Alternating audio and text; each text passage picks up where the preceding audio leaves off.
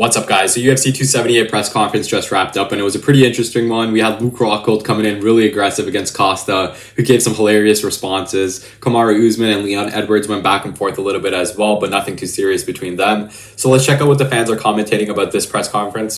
So Jay starts us off by saying, "Bro, what did I just watch? This was the most trippy yet awkward conference of all time." Hello View says Costa is actually really smart. If he was speaking Portuguese, he would sound smart. Despite his inability to speak amazing English, he still tries his best. Roger replies 100%, especially try to fight through English with all the cameras and crowd around.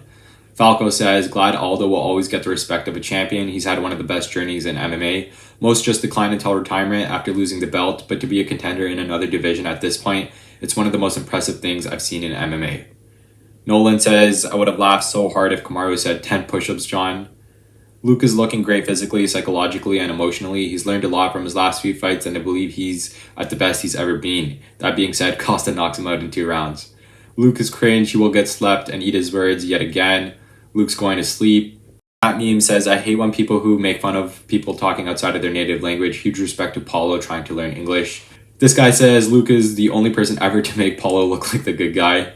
Yo-Yo says, this was hilarious. Firstly, I didn't even know Aldo and Merab were in there for 5 minutes until someone asked the question and the camera zoomed out.